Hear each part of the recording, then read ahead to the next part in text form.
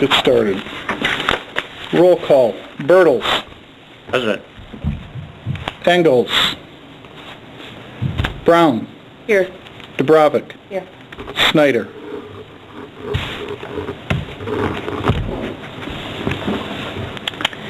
Okay, item 2, approval of the agenda for January 9, 2017. That's today. You have a motion? So moved. A second? Just that bricks be put on, I mean, we don't really need that at this moment, but just, I guess, You want to update bricks every month? well, Or every... maybe starting spring or something, Okay. you know. Okay. So, yeah, it's fine, I guess. Not for tonight, but just make sure and include it. Yes, please. Okay. From March onward, say. All in favor? Aye. Aye. Public comments? We have one public. No comment. No comment? No comment? Yeah. Could we quickly just, you might just introduce Michelle Carter, correct? I keep wanting to say Carter, but it's Carter, correct? And she moved to Cadillac earlier this year and lives in the historic district, and I invited her to come and listen and meet all of you, and that's it. Great. She's from Orange County, California. That sounds so nice right now. Okay. Approval of the October 10 meeting minutes. We don't have them, but I don't know that we need them. Okay, yeah, they should have been mailed to everyone. Didn't you folks not get it in the mail? You hand-delivered this to Doug. This is all I got. And I mailed the minutes and the agenda Draft. to all of you. I don't have the October 10. Okay, I definitely put them in an envelope and mailed them to you along with everyone else. And I did it like 6 Well, days ago. if I the... remember the email regarding that. Yeah, but then I don't remember I seeing physically put them in the mail also that day, so. I received it. You did get it? Okay. Okay. Good then, Kat, you can make the Must be motion. my mail. That to the, okay. All right, we have a motion. Lynn, you're the only other one that can second this. Oh, I will be the second. I'll second that. We're short on commissioners tonight. Okay, public hearings, we have none. The new business is the Cobbs and Mitchell Building Annual Report, and that we have gotten. That's this here, and if you don't mind, I will go through it. Through it? I'll Sure. go through it. It's all yours, Mike. For everyone. We have basically the first couple pages are, this annual report, first off, is not very difficult to do because a lot of it is the same, such as page 1, page 2. Basically, it describes and gives an introduction of our 2 historic districts. So that is no change from last year. When we get to page 3, basically we list the commission members, the officers from last year, basically the meetings. We met 5 times in 2016, and I list the city staff representatives for the Historic District Commission. That's page 3. If you have questions, just interrupt me, please. Sadly, we only had 1 construction application all year, and it was for the roof on Mark's house. So that is the only one. Other years we'll have 3, 4, 5 listed, but last year there was only 1. As far as Cobbs and Mitchell Historic District, we're going to talk about that a little more as the building has officially sold and has a new owner. There is some information on the city website, both with the historic district and, of course, getting people, if they wish, there's a link to the museum, the Wexford Historical Museum. So there is some information on the website, etc. On page 5 is where I'm at already, and if you want me to slow down or have questions, just interrupt me. Under other communication outlets, the Cadillac report, which we used to put out roughly twice a month, the city manager and city council stopped that, and they're now actually putting things on the city Facebook page. So things that used to be in the Cadillac report, which was a bi-monthly kind of newsletter that staff put together, in that Cadillac report, almost at least once a month, I, for example, advertised that we had openings on this commission. It's on the website. We even, I think, ran one newspaper advertisement just to try and get some interest in more commission members, but to date that has not been the case. So we're talking to people, and we've got some potential prospective individuals that may be willing to serve on this commission, which we need. As far as projects, I'm still on page 5. We're going to talk a little bit more in a bit about the certified local government application. Projects, Gwen has met multiple times now with our Public Works Street Supervisor and John Wallace, the Community Development Director, on the pavers, etc. And I know that there's been, did they do work on 2 spots, was it, Gwen, or was it more than 2? They did 3 spots. So they did work on 3 different on the spots. northeastern end of Mason Street. And I believe the intent is to see if it holds up, and if it does, that'll be the way to do repairs in the future. And there have been a lot of volunteers involved in that, as far as all the bricks have been picked by volunteers from just the brick piles. They'll go out and pick what looks like the best bricks when they have some time. So the JCs have done that, and a couple people from Historical Society, and my son. So anyway, but that was wonderful, because all those bricks were just ready to go on the pallet, and without, once in a while you'd see them having to chink off a little bit of mortar, but mostly they were picking the cleanest looking bricks that were most intact, so they were just ready to go pretty much right back in the street. We weren't worried about like particular cleaning of the bricks or any of that. It was just pick them out of the rubble and reuse them, and they use polymeric sand, which is sort of cementish. You know, they wet it down, and it's sort of supposed to gel a little closer to a cement than just a sand.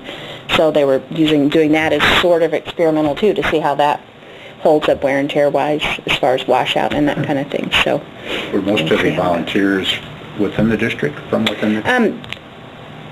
Well, there weren't very many volunteers. You had a 2 or 3 JCs would show up in an evening. They did that early fall.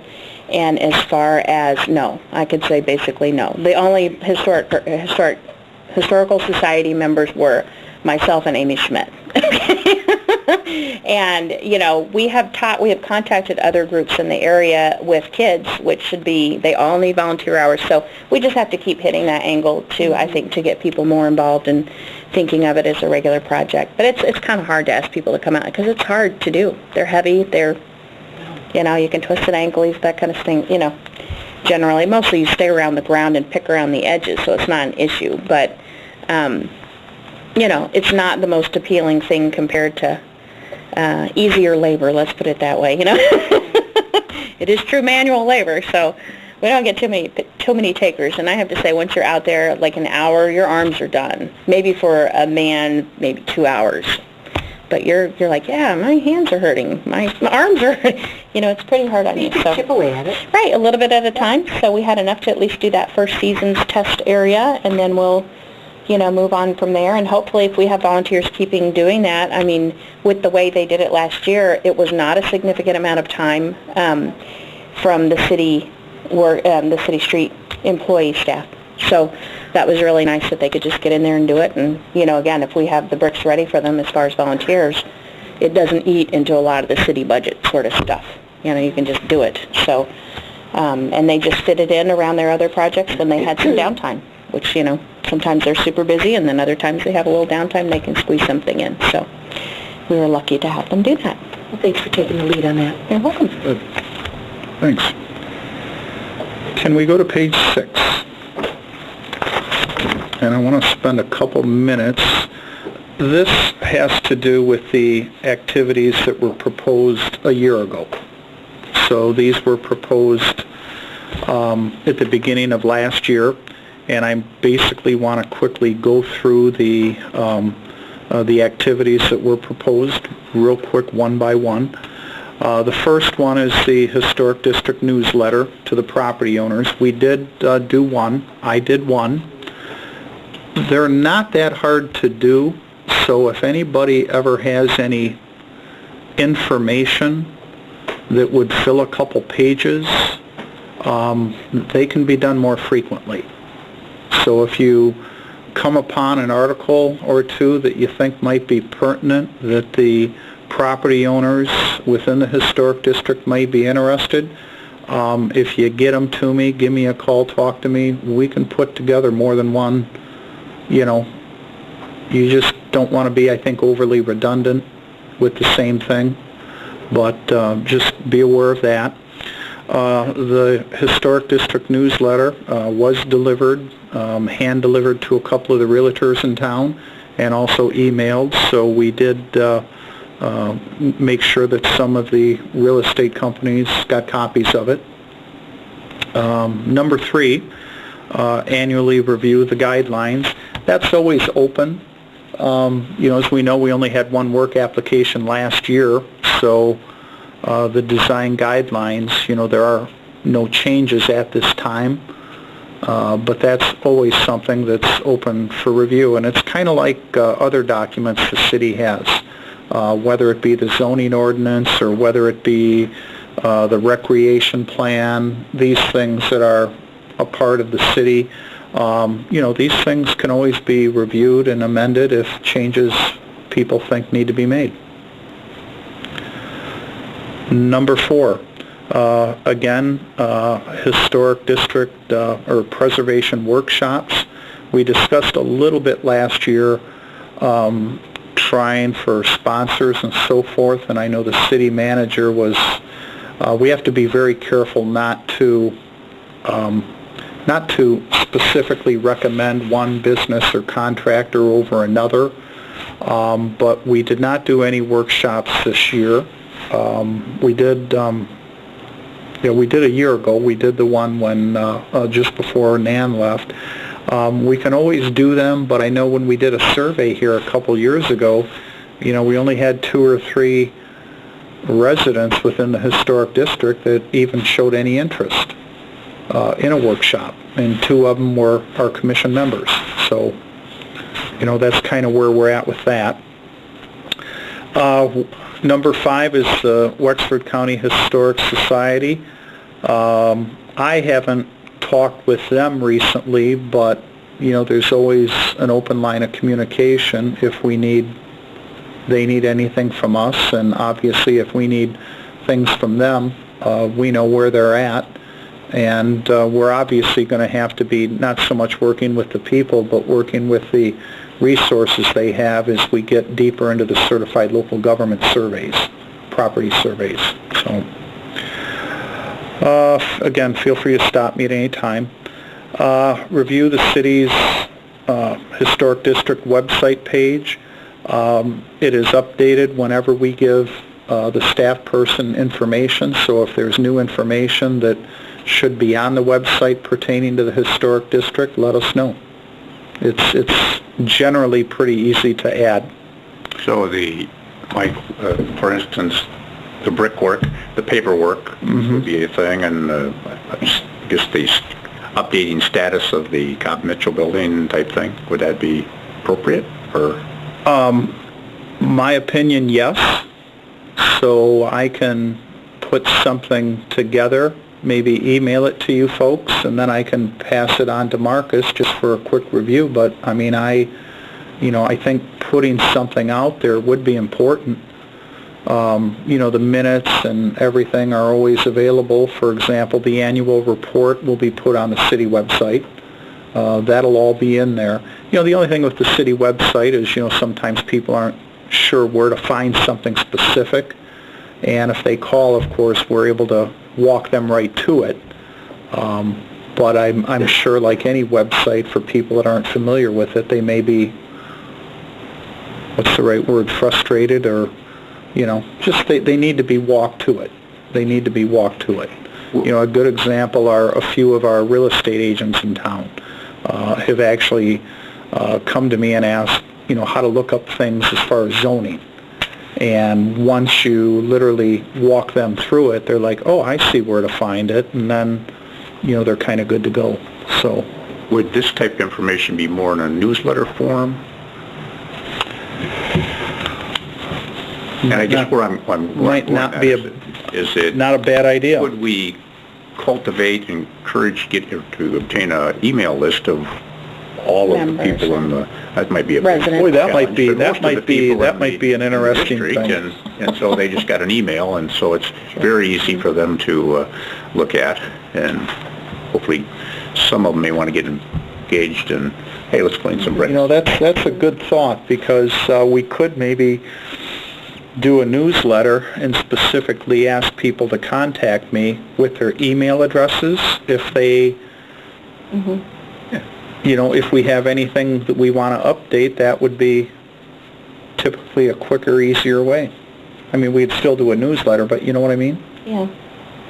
So Pat, you're thinking off the top of your head, something just letting some people know about the pavers and the Cobbs Mitchell, and I'm just exposing an interest. There is something going on, and I mean, I don't know how all of the people in the district were really aware of, hey, we're going to clean some bricks. Sure. Right. If we can cultivate that, and once I think we get it started, so there's a... You're right. That wasn't even a focus as a tactic that I took. I was like, okay, what volunteer groups are out there is sort of where I was looking at. Yeah. But in the yeah, future, that's a good we may point. need a lot bigger force, and it would be wonderful to see people in the district take ownership of the district and say, hey, It would. out of caring and love for historical versus I'm in the district, I'm stuck, and I can't change my windows, and sometimes negative things that come along. right. Well, I think that's a good idea. Anything to try and engage the the community is good. If you needed any pictures, I know I had texted pictures to the people of the Cadillac News, so there was an article in the newspaper on the bricks. That either accessing that article and the pictures they had, posted in that article, or I could re-text these pictures. I'm sure I still have them on my phone. Just text them to you, and then just as any other publication where you plop a picture of one of the homes in the district on it, you could put a picture. Yeah, pictures are always good for the newsletter because they take up space, and let's face it, we all tend to look at a picture before we read usually start reading. on it. Yeah, around it. There's a reason we were raised on the comics, and so good. We'll talk more about that, but that sounds like something that wouldn't be very difficult, and I think it might be a good thing to add to proposed activities for 2017, which is the next page of this then. Let's see, we've talked a bit about the website. Number 8, putting a display together for the display case out front. We haven't done anything. If anybody has any ideas what might be kind of a nice thing to do, maybe... Could even put the brick project out there. I was thinking you could prop a couple of bricks in there and frame a picture of the news article they had, Yep. Well, I called the newspaper because I wanted people that were working on it from the city, not just the volunteers, because the volunteers are interested in it. The city people, they're paid to be there, right? So I'm like, well, at least they'll have their picture in the paper, so maybe they won't be so, maybe they'll get excited about it too, local thing. That would be something simple enough even Mike could maybe do. Do they still have Rise Up? I think they do. Yes. You still have the ribbon cutting in the chamber thing. Don't they every now and then, or whenever, I don't know how often they do it, have a brick award? Don't they do that, where they have, like... You can ask the chamber. I don't know. Someone who I don't know, opens a new business or does something cool with their building or whatever, to get a brick award? I hadn't heard of that. I mean, I know they do the ribbon cutting, at the new opening of the building. I think you're right, Jill. I'm not sure what the criteria is, but I've heard We can make it, right? Maybe we could get a brick award for Glenn's efforts on... Okay. Yeah, there you go. I don't need an award, but, you Well, know. I know, but I mean, Yeah, it makes it pays people think about attention it. Right. to it. Mm-hmm. Right. Yeah. I don't even know if they still do it, but I don't know if they do either. I know I've seen some bricks with some little plaques on them before. yeah. I mean, I know I've seen them. And maybe it's not appropriate, but it'd be kind of, Oh, I think it's very appropriate. okay, cool. Don't you? I think so. I sure. think it's a good idea. Well, yeah, well, Okay. I will inquire. Thank you. I will inquire, so good. Okay, onward. Number 9, certified local government designation. The submitted application was submitted way back in May.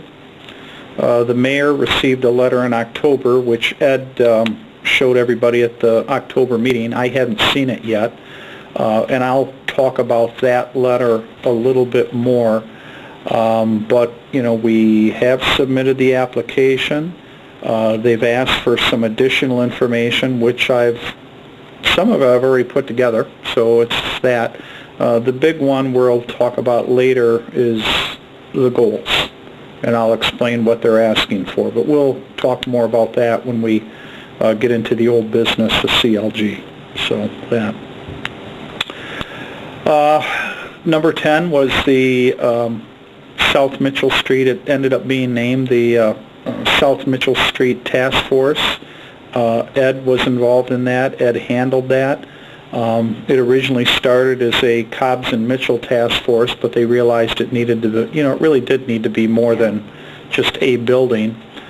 So I'm not sure if and when that group is meeting again, but I know they were talking about different things with the old Olson's property. The city gets inquiries regularly on that. I say regularly, multiple times a year, as do the realtors representing the Olson family. It's... The Olson family won't budge on anything, and with Cobbs and Mitchell building sold, that task force There's not a lot more there. You have the old... do nothing. Right. About the only other Going building forward. I can think of is the one across from Shell that was, for a short time, or it was kind of like that health club type thing. On Mitchell? On the curve, South Mitchell, because that was kind of part of, I thought, that task force function, was to kind of look at the South Mitchell Street, expand it more than the Cobbs Mitchell building. Do you know which one I'm talking about? It's right one that's next right to now? Lark's Lawn and Garden. The old Wicks lumber. No, Is that what it was, Wicks Lumber? I mean, you got to be old to Okay. know that. So, So, yeah. that's going to be the next building in that area that, there's going to be some real concern with. But I think there's great opportunity here to still develop that area. I mean, basically, there's 3 buildings in that block, and I think 3 separate owners. As long as it's not more low-income housing, because we have a lot of that in the area already. No. and that's been I brought mean, up. whether it's parking, whatever it is, but it would be good if it could keep a public focus, if it could keep some direction, and I mean, Cobbs Mitchell would love to have a parking lot over there. I know, because they have no parking inside the building, and where the main entry is. But it also could tie it all together very well too. Well, it'd be nice to see the task force continue, but it has the potential of falling apart too. So I don't know without Not Ed having a here, point. Ed here, who's gonna take that on, but... Well, and the last time, I mean, it all came down to what's the public use of Cobbs Mitchell. Right. How can we turn it into a museum, a senior center, And that's a moot point now. tax-using entity? But maybe this would change the focus, and I don't know that was what Northwest Regional Planning, I believe, that was involved. And I don't know if that's... I don't know what they would say to that, if they would get involved in where it was all private.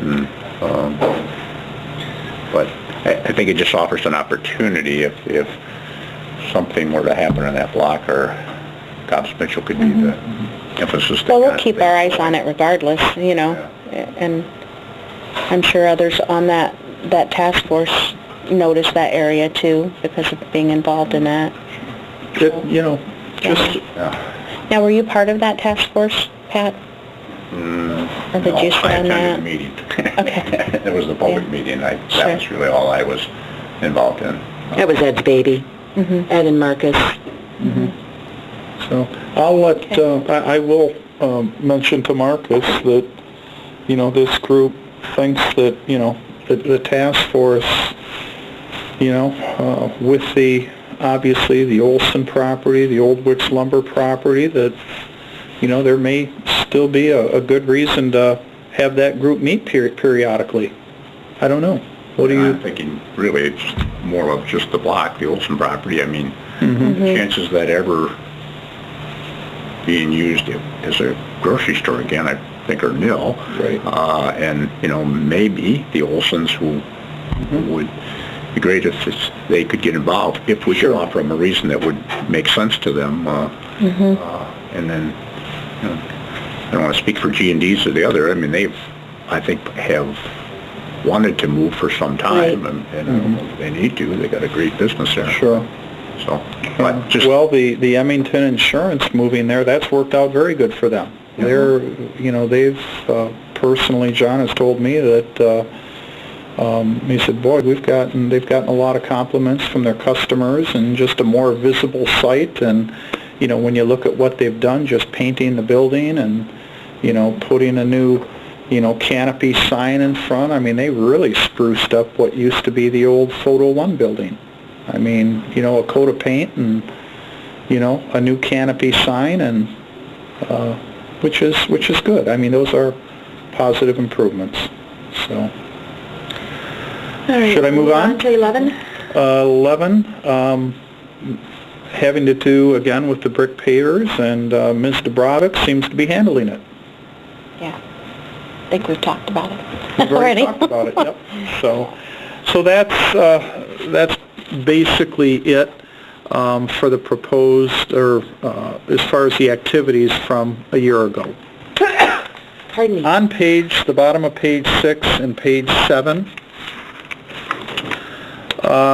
these are potential activities for 2017.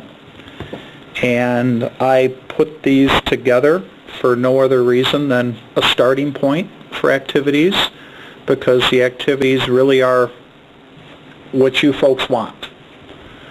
So, for example, Number one sounds like what I was talking about earlier. well, exactly. So, you know, newsletters. So we've already discussed that. You know, we're going to do something there.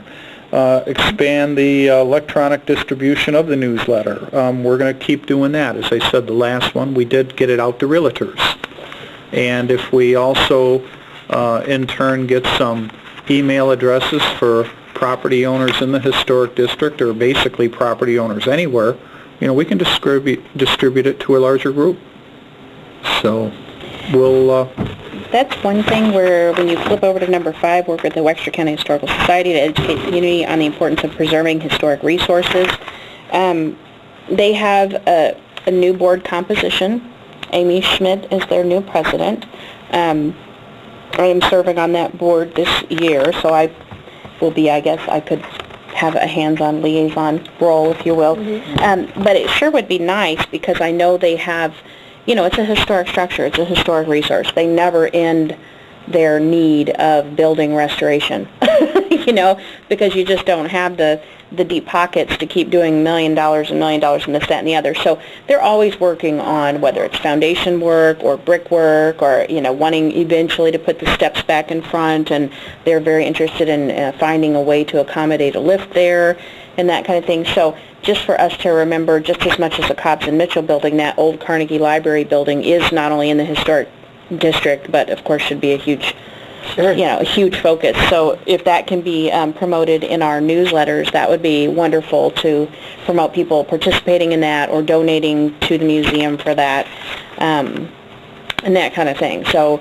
they're kind of trying to regroup and get you know, you have the ebb and flow of nonprofits, so it's kind of a new energy, a new group of people, a new dynamic going on there. So they're reconsolidating and trying to gel out their new committees, subcommittees, all that good stuff, you know. So when they come up with kind of their plan, but I know they're looking at lift issues. I know they have a little bit of area in roofing I know they have mortar, bricks and mortar type stuff with as far as the front three facades for brick cleaning and tuck pointing and this kind of thing. So they have quite a few capital improvement needs that are still there and ongoing. So that's, of course, they're going to be their focus of their fundraising and that kind of thing.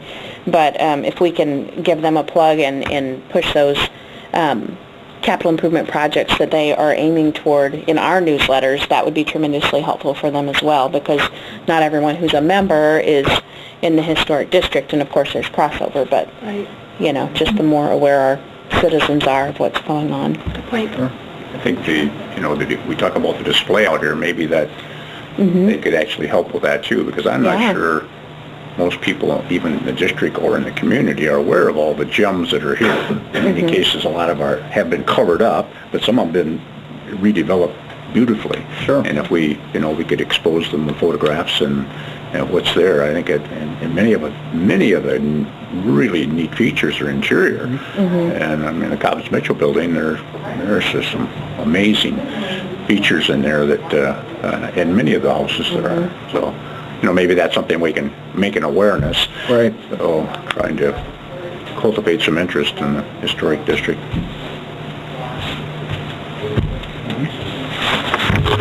Let's see, we're going to, under the page 7 there, item 3, again, it was something we had in the previous year. It's nothing that means something needs to be changed, but just I think we need to be aware that if this group feels in the future that guidelines need to be updated, then, this group can certainly, make recommendations to the City Council to make changes if you folks feel are needed. Going to jump to 4, preservation workshops. These things are available even if, let's say, a member of this group were to want to maybe attend a one-day workshop somewhere within the state, something that isn't too terribly expensive. There's a good possibility the city, would be willing to support it and help with the expense. So just be aware, it doesn't necessarily have to be a workshop for the community where 3 people show up. If there's something that you see that you think may be beneficial to you or to this commission, let us know. We're not going to talk about 5. We just did. 6 and 7 have to do with the city website, the website page. That's something that we're constantly working on, but the city is doing more things now with the city Facebook page. So news and items can be put on the Facebook page. If there's no questions, number 8, we've already talked about the display case, so we've got some ideas for that, so we're in good shape there. Number 9, again, refers to the certified local government. Begin surveying properties within the zone identified, and we'll talk more in detail about that under old business with the CLG. And then Gwen, on number 10, identify the areas within the district in need of the brick repair. We're basically talking about, 3 blocks, Gwen, 2 blocks? Well, the 3rd block, I guess, would be down by the post office, but Right. those are in pretty good shape. There are a couple spots there, not much though. Mostly where it's a mess is So, Beach and we're Shelby. only talking about a 3-block area, but you're obviously, with the property you folks have that abuts it, you're more aware of it than Anybody. anybody. So,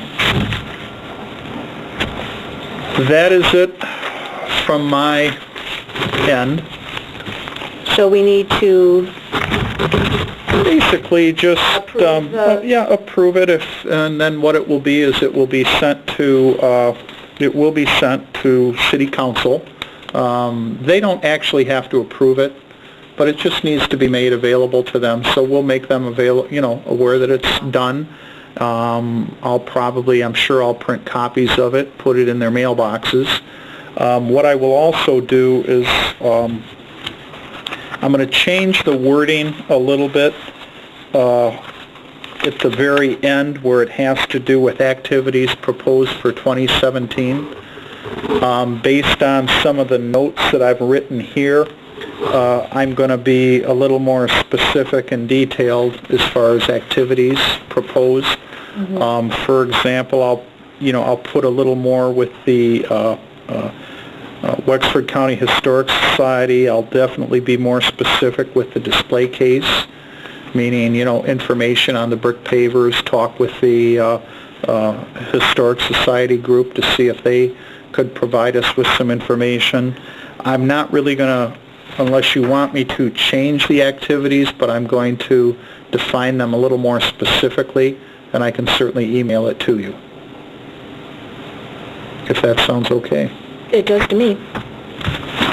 But do we need to approve the report or no? Technically, I don't think we have to, if you would like to. If we don't have to, we don't need to. Okay, good. I will, though, the changes that I make, the wording, I'll email that to you and give you an opportunity to respond before I do anything else with that. Okay. You want to move on to 6B?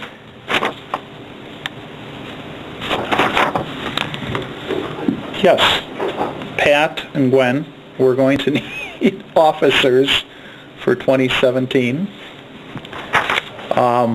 It's something we tabled last year at the first meeting. If we have people volunteering to be officers, then we can do something yet today, but it is something we can table. If we do not, for example, have a chairperson or a vice chairperson at the next meeting, then what we can do is at the start of the meeting, just ask somebody, possibly Mark, because he is the secretary, just to be the chairperson for the evening until we get adequate number of members and officers, etc. Probably not appropriate to just elect those that aren't here. I personally would have no problem with that, but that's just... And also, I remember when Dean was on the board, and Dean served as vice chair, and he was a non-retired architect. So he wasn't very busy, yeah. Just saying. Meaning talk to Dean, see if he'll come back on. Or Pat. So we have, meaning as the vice chair. Oh yeah, that would be a great vice chair. An officer. I'm not sure what that added responsibility would mean. Well, I would, if I... Meeting, Right. That's not a, if you're here, you're here, so. Well, I mean, are we going to table it or are we going to discuss it? Because I could nominate Glenn as chair and Pat as vice chair right now. No. I think the formula could look slightly different than that. How? I'm not going to, this is probably my last meeting. Are you serious? That's, Why? Yeah, because of my schedule with my job. I mean, if you don't care if I only come 50% of the time, that's one thing, but it's not... it's not conducive to being an officer. In my spring and summer schedule, I can't come to the meetings. If you would like a part-time member for fall and winter, I could be talked into that, but I just can't make them. So definitely not an officership, and preferably resigning. But I would fill in until needed. But you two, and Mark, I guess we could talk to Mark, but he kind of backed off last year when he was asked. He's the current secretary, is that? Yeah, he's the current secretary. Mark, and he was a little cautious because of course, the health of his parents. He sadly lost his mom, but his dad's not doing well. His dad is, needs help. So... And his aunt, who he lives with, isn't well. Right. But... Joni's. So anyway, that's where we're at.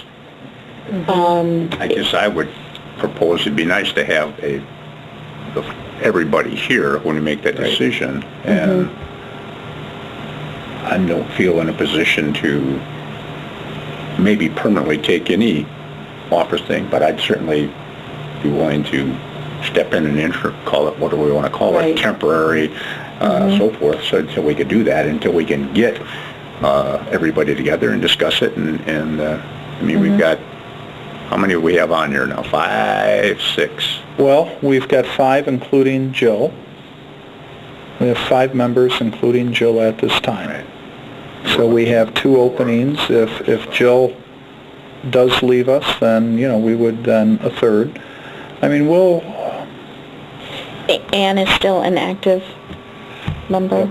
Ann is still an active member. You know, last year we met, I think, 5 times, so we don't meet every month, which is, you know, let's be honest, we all go to enough meetings that if we don't need to meet, we don't have to meet.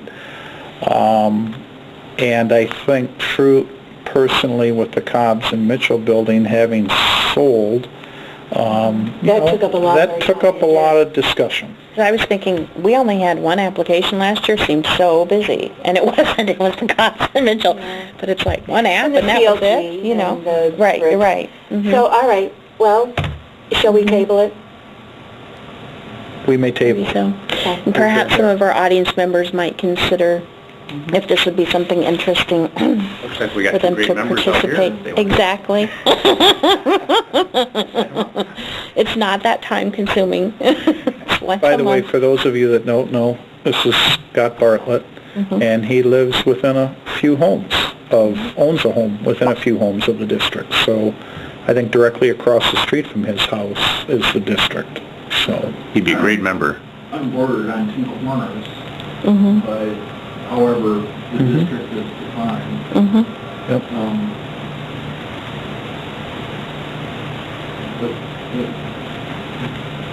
I mean, 'cause If you want to speak, you may speak. We're Sure. kind of informal. Yeah. Recently I was contacted by a Danish architectural photographer who wanted pictures of the Michiganville telephone exchange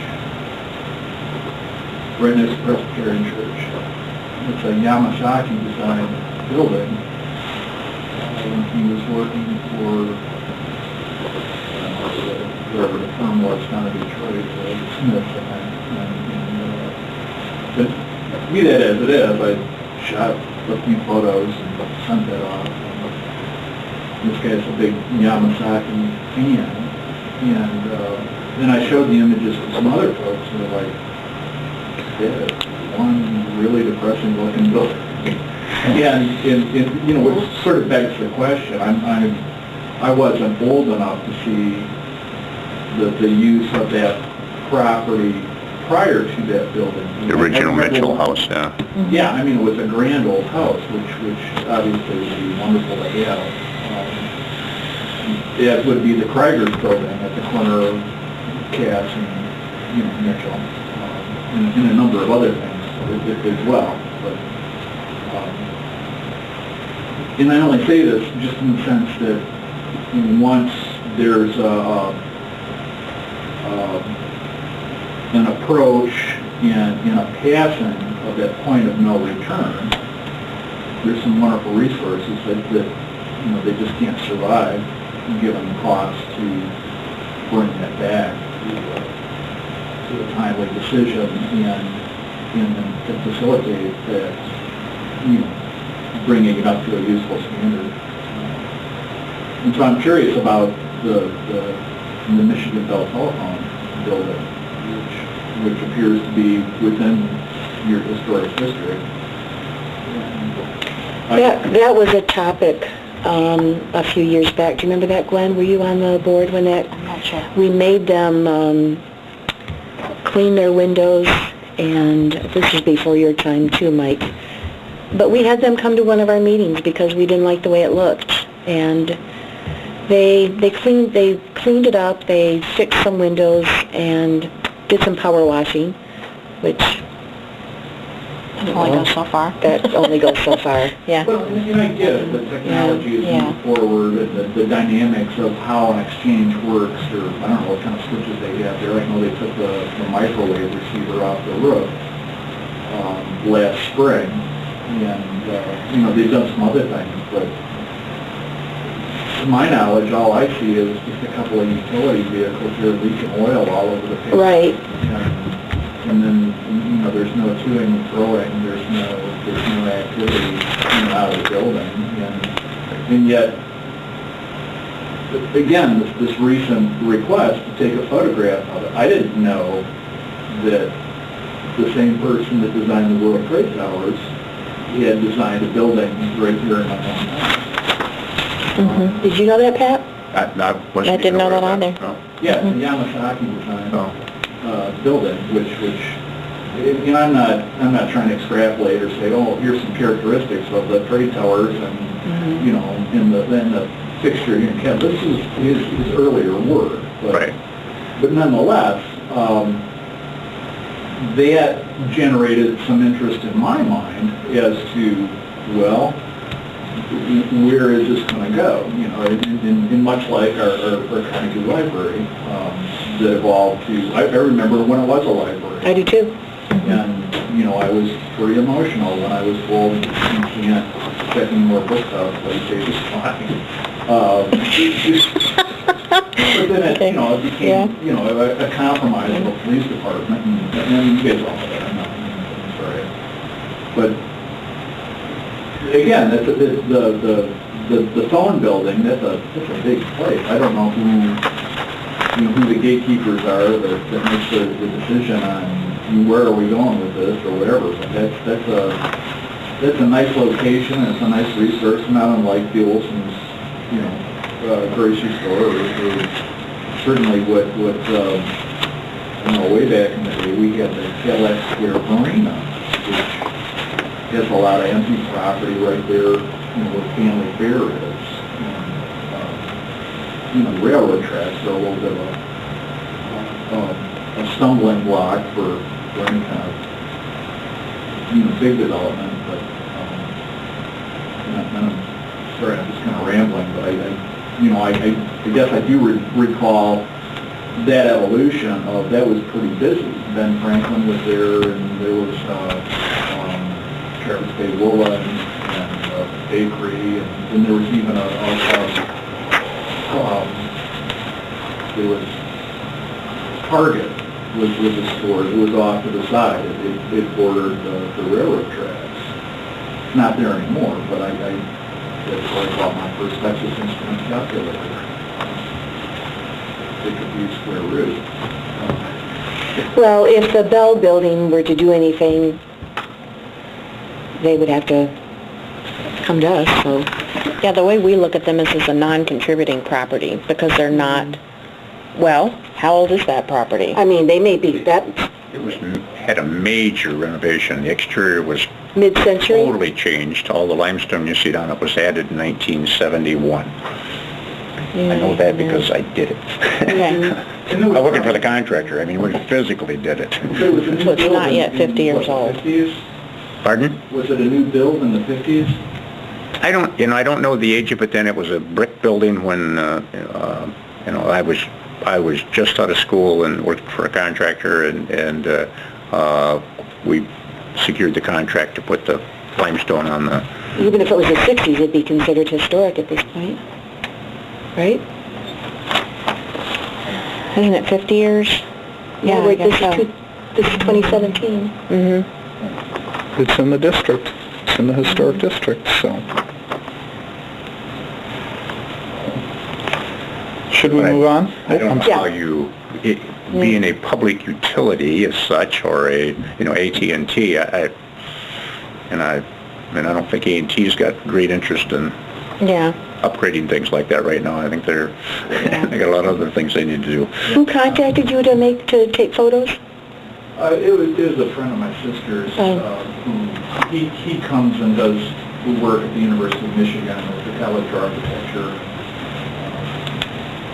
My sister has a close affiliation with that, and that she's the curator for the University of the Mountain Historical Library down there. So they've got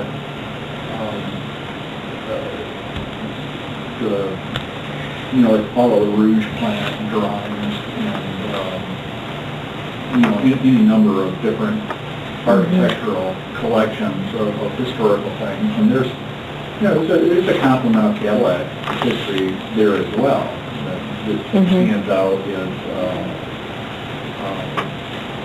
I forget who had a hand in designing Mark and Jones' house, but that architect and that builder, had his hands on a number of things in northern Michigan. And once you sort of know that it becomes a fascinating topic. And this individual that contacted me was just, I know Yamasaki. I'm doing a report on them. I've got a portfolio of material. Here in your hometown, there's this building. Can you take some pictures and send them to them? So I did. Interesting. I think that's very interesting information. Yeah, we'll see. Yeah, it We'll is. see what they, Educate our why they want what's that. out there and promote it. Well, and it's a body of work that anybody would.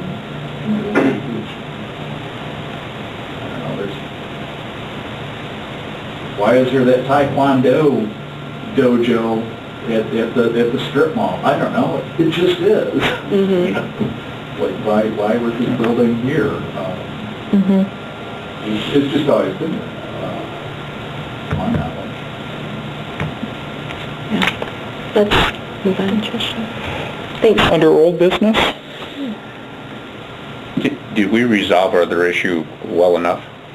The officers? Yeah. We're going to table it. Tabling. Yeah, but what does that mean with the next meeting? If you're not here? We will, I understand. Hi, Karen. we will nominate, ask someone to serve as the Temporary chairperson for that night. Okay. For that Technically, it would be specific Mark, night. right? And then after, if he were not able to be here, someone else. And if Pat's not there, we'll, But maybe in this next month, while we are not convened, we can talk to anyone we think of or interested people in the, I know another one think who's our- interested, too. Okay, that's good. I Folks told that my- might have some interest Yeah. in serving on the commission. Yeah. The other thing is, aren't our guidelines such that you're supposed to be in the district? But yet, to me, I'm like, if someone literally lives across, meaning like, for instance, Scott, I'm not saying you're interested, Scott, but someone like Scott, you live across the street from the district. Close enough. Isn't that close enough? You know what I mean? Yeah. You're still heavily affected by what happens in that district. Yeah, but we needed an architect, so. Right, So right. But the wording. No, our is- rules were that that you're fine without being in the district, but... The wording more or less says more to the effect of, obviously you would like to have as many people who live in the district as possible, but the wording clearly says has a demonstrated interest. The person needs to have a demonstrated interest in the historic preservation, so. Good way to get involved, Michelle. Yeah. I got reeled in last time. You know the ropes, yeah. okay. Old business. Certified local government application. As we talked earlier, it was submitted back in May. SHPO sent a letter to the mayor October 4th, basically outlining additional things they needed. Under basic requirement 2, I've been able to just do it. That's not a problem. Under basic requirement 3 and basic requirement 5, this is where it gets a little tricky, because they talk about the city having an ongoing survey of CLG, and the purpose is to eventually identify all potential historic districts, individual resources that are National Register eligible. That's one thing. They talk more about the survey, and they basically specifically address our application. It should present an ongoing survey plan that will benefit the city of Cadillac. They said the plan does not need to be extensive, but it should be concise be accomplished within a 5-year period, and specific as to the areas and properties. And then under 5, they again mention that the goals need to be defined and accompanied by measurable deadlines. I put in front of all of you page 14 from the application to SHPO. And rather than give you the entire document, this page 14, when you get down near the, about 2/3 down, you'll see C, the CLG shall establish goals for its preservation program. This is where they specifically ask for goals to be more concise, specific, with dates outlining. And I think that's something, you know, Gwen and Pat, that we need to define better and get to them. Because in the proposed new historic areas that in the application Nan outlined, you're talking about just under 200 properties. Outside the current district? Outside the current district. Okay. And then you add in the 80 properties that are currently in the district, and you start adding downtown properties, and you're talking about 300 properties that need to be surveyed over a period of time, should be within 5 years. And, you know, there are some issues there. I asked Marcus, I said, is the city potentially able to hire somebody to do these surveys? Mm-hmm. And I was, you know, it's not in the budget, obviously. So the question then becomes, how can this group, how can the city get these surveys done? Because they involve identifying specific things with the property, but where that gets kind of difficult, and I'll give you a good example, some of the things that the SHPO inventory card that has to do with these surveys pertains to.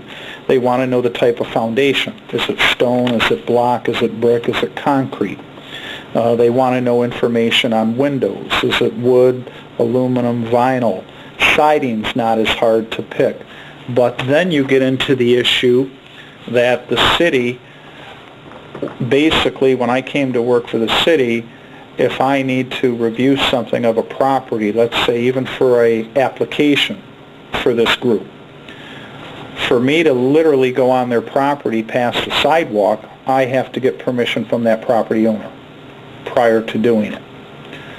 So, you know, it was one of those things I brought up. I says, well, how in the world, let's say Mike Coy said, I'll do 20 of them. You know, how the heck am I going to be able to tell from a sidewalk whether it's a stone block or whatever type of foundation or basement? So we just, the biggest obstacle I see is figuring out how we can get these surveys done over, let's say, a 5-year period. Would it be possible to have a form to mail to all of these properties? I think that's what we're going to have to do. I've actually, I talked to a staff member with the Wexford County Equalization because that's what they do. They send a card to people before they come on their property, so that you know within a certain time frame of, let's say, next week, they're going to be coming to your home, walking around your home, you know, equalization to assess changes to your property, and of course it'll be, let's say, between 9 a.m. and 4 p.m. during the week. They have a card that they send out. Ours is a little different because we would have to actually ask for permission to do it. You know, there's ways to get it done, and I don't have all the answers yet, but part of the reason I talked to them was I said, well, wait a minute, if you're already the one walking around the property, maybe could we look at your cards and get information from those? So, you know, that's a possibility. You know, that's a possibility. Because again, I mean, we can look and we can take a picture of a home get an idea of the roof, whether it's asphalt or something else. I mean, we don't have too many wood roofs or anything like that. So there's some shortcuts that we may be able to do, but that's, of the whole CLG application, in my opinion, that is the biggest obstacle we potentially face, is, SHPO wants, they want specifics. What's your time frame? How do other communities handle that? How have they handled that? I was told one community just went out and hired a company to do it. They had the resources to just hire a company to go out and do it. You could potentially train, let's say, members of this commission to do it. So that's a possibility. There is some follow-up work that needs to be done then at the courthouse, the old courthouse, as far as, looking up things and potentially are they contributing, non-contributing. So that's something we need to pin down. We don't need to pin it down today, but that's why I left page 14 there, so that you can look at it and see if a way that we can come up with something more concise, more specific, and it may in turn mean a few of these items we have under that, we may take some of them off. Mike, could we get an example of what another community's done? I'm just looking at it. Sounds like Yes. there's no funds to Yes. hire the services done. Well, you look at the you've only got, I think, about 20 communities in the entire state that are CLG certified. And you look at what some of these communities are, whether it be Kalamazoo, Ann Arbor, etc.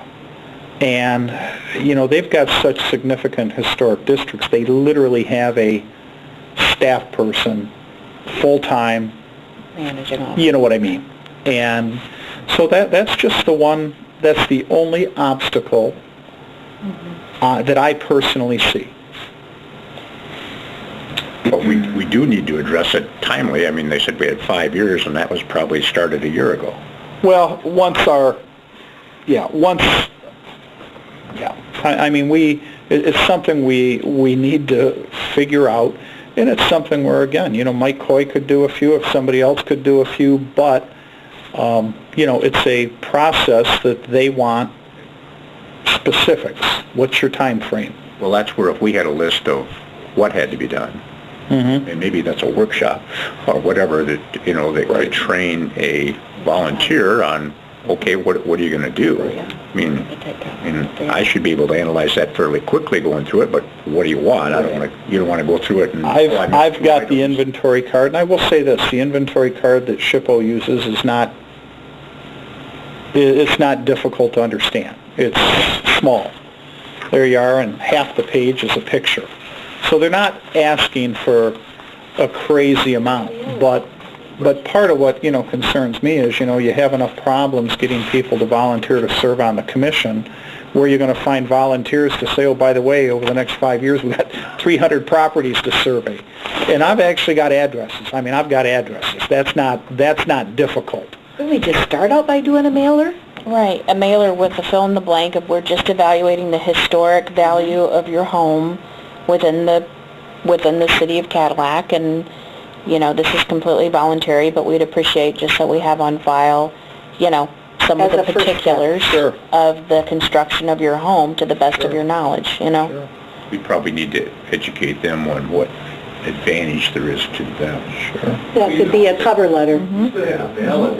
This could result in advantage to them. Between composition shingles and, I don't know, that'd be a great time. Right.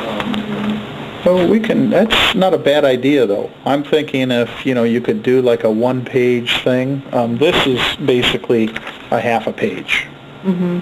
But, maybe that's it. Maybe just start within our specific historic district, see what kind of a response we get, and boy, that might help us develop Well, you won't get much of a response, but if you even got 20%, Right. well, that's We're thinking 10%. 1 out of 5 years worth. These are 10%. Yeah. Does the city have an intern? No, Could they get an intern? we discussed that. And the answer was? There's not money to hire an intern. Well, interns don't have to Interns pay a don't make lot. money. Some of them make no money. There are Sometimes it's just for- internships that are For, non-paid. I'm aware of that. all right. Well, we need to, Yes, Okay. that's next item. We will talk more about this, but I just wanted to point out that that's the one obstacle that I personally feel to complete what they want. Right, but also, I don't know if they want it or not, but it's a great opportunity. I mean, if we can get into one of those facilities, you know, a photo record of all of the great amenities that some of these places have would be wonderful.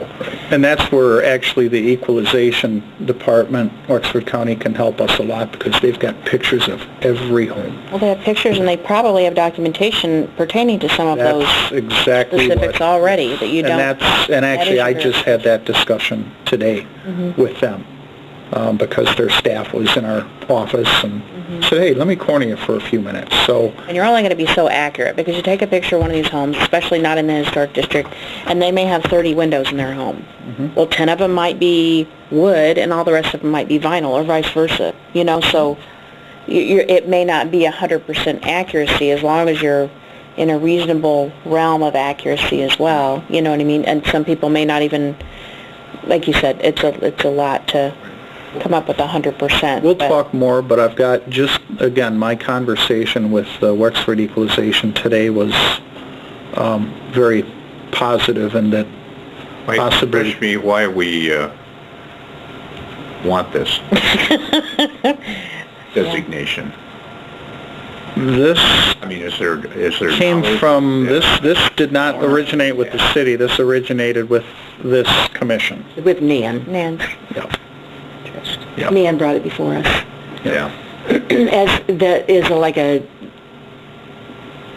now or never type thing. Get it done and Right. Well, I'm just... but the end benefit was what, grant money or... money or Well, if it can access grant monies or other funds for residents... grant money and tax Fix credits. things up, then it's worth our effort. If it doesn't, if it's just how you're a designated... Right, what does it really Community, do for well, you? That's a lot of work The for that. grant money, particularly in the case of SHPO, is very, Hard to get. very small. Their grant dollars are...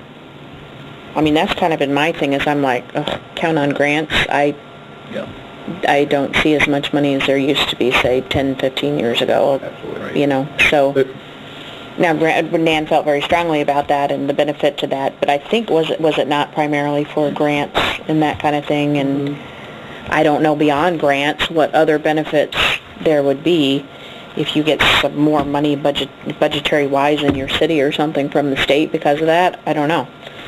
Right. I'm not sure. I don't really remember beyond just the thought of grants and maybe tax credits. the SHPO grants that I've read are only for publicly owned buildings. They are not for private residential.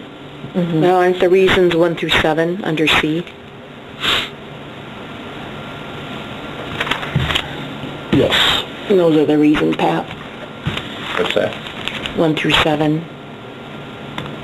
0.7? But yet, our That page own 14. Historic District Commission would meet those goals. Foster civic beauty. You know what I mean? By us jumping through hoops to do this, how is that fostering civic beauty? You know what I mean? When you look at it that way. And that's where they want more specifics, and maybe we need to look at that, and maybe some of these take out. You know, we don't have to have, that's one of the things they point out is that the preservation goals, you know, you don't have to be, they do not need to be extensive, but what you do put as a goal, you should be concise and specific as to what you're trying to accomplish. So, you know, part of Pat and Gwen, and, you know, maybe we come back and say, you know what, let's reduce it from 7 to 3, or whatever. You know what I mean. Okay? Anything else on CLG? Not by me. Okay. Next item, Cobb's Mitchell Building, we've already discussed. Well, we We all said it know was that we sold. have a new owner. Right. We do have a new owner. Pat has met the new owner. I've met the new owner. What did it sell for? Taxes due. Plus, I That's assume darn they good deal. probably paid, well, You know? they bought it from the previous owner. So I'm gonna say taxes due plus a little bit extra, you know. Right. Who is the new owner? Pardon? Who is the new owner? His name is Rob Munger. Mungar, from the greater Grand Rapids area. Mongar? Mongar? Mongar, I believe it is. Rob with 2 B's, R-O-B-B. M-U-N. Is it M-U-N? M-U-N-G-A-R, yeah, I believe that's it. So as we hear more, we'll get with you, but Gwen had mentioned to them earlier that he's already even been talking with Shippo and Lansing. So, Okay. So he's interested in developing it? Pat's talked to him more on that. I just provided him a whole lot of old reports and surveys on the building that we have. He walked out of here with a couple hundred pages of information, various reports. So He's like a out-of-town developer who's looking for tenants to run it. I think he has a tenant lined up. Business or residence? Business. Okay. That would be a quarter, 20% of the building maybe would take. Well, that's good. You start having it occupied. to start, Yeah, start. So. okay. Lastly, old business commission member positions. We've discussed that at length already. Unless there's anything else to discuss. I think there's great value in having Jill here whenever we can have Jill here. I agree. Even if you aren't in an officer's role and you can only come 50% of the time. If you're not here, we understand this. Right. Right. are here. That's part of life. If you're fine with that. Okay. Thank you. Your knowledge is very helpful. What is Jill?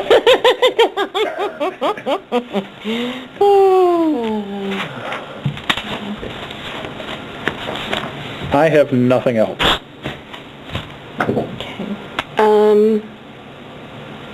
I have one little comment, and I don't want to take a lot of time on it. What can be done with my neighbor to the east, who has chunks of stucco flying off her house daily?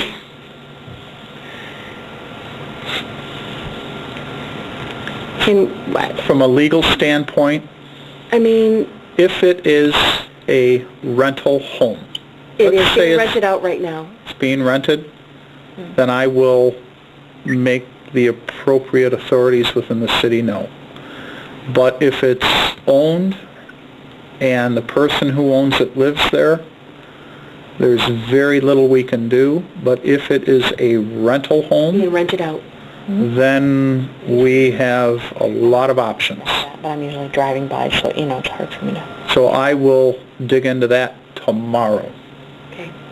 What if it were what about, like, places in the downtown strip that need, now those are not in the historic district, obviously, but what does the city do for that when you have a building and either an owner or a tenant and it's in total disrepair? Like, for instance, peeling paint that's been there since we moved to town 15 years ago, and it's like, it's still the same peeling paint. I'm sure it's got lead in it.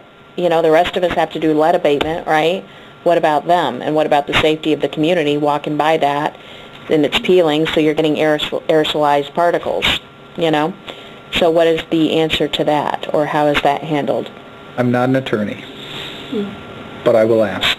Yeah, that would be It's interesting. that you haven't even given an address. I know the building you're talking about. sure you do. We've internally had discussions on that very thing, including lead in the paint, etc. And yep. It's an insurability issue as well. And Sure. When you get into that liability of your you're a community citizen, but what are you introducing to as far as, is there a known peril, and, are you trying to mitigate that, or minimize that impact, or potential negative impact that individuals have, and certainly a responsible building holder will respond to that.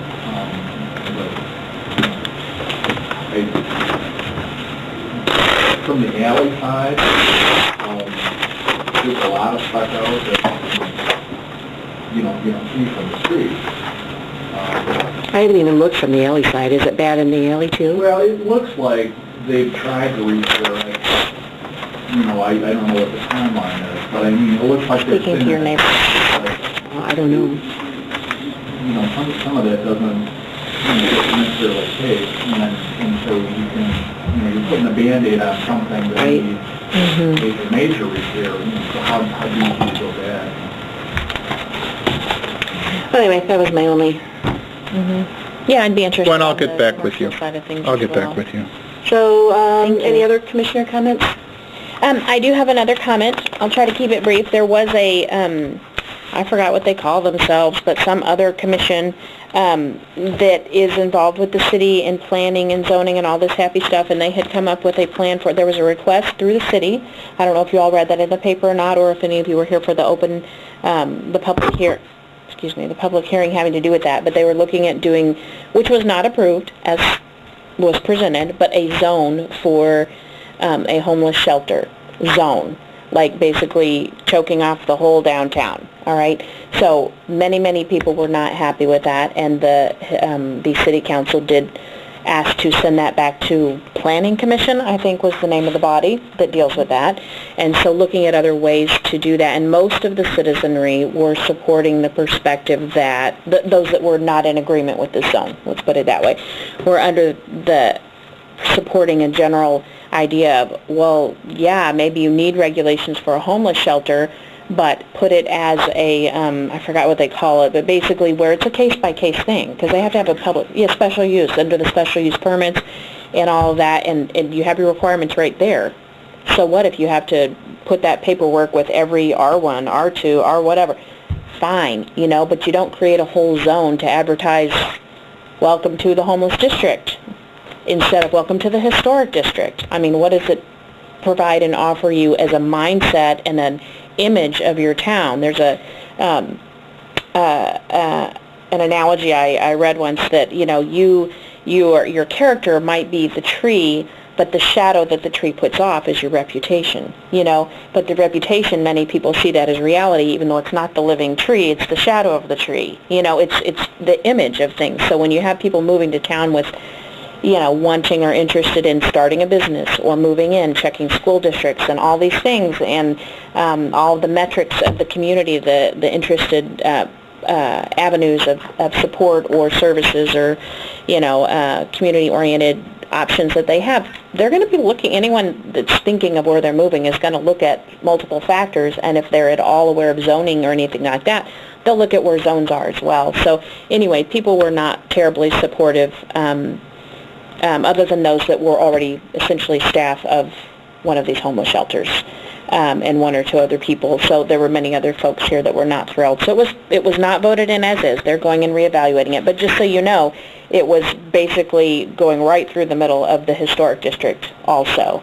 So that would be very, very much strongly impacting our area and our, I guess you could say, jurisdiction or our input in this kind of thing as well. So just so you know that that's gone back to Planning Commission, but that those issues are still out there because, we do have homeless in our community.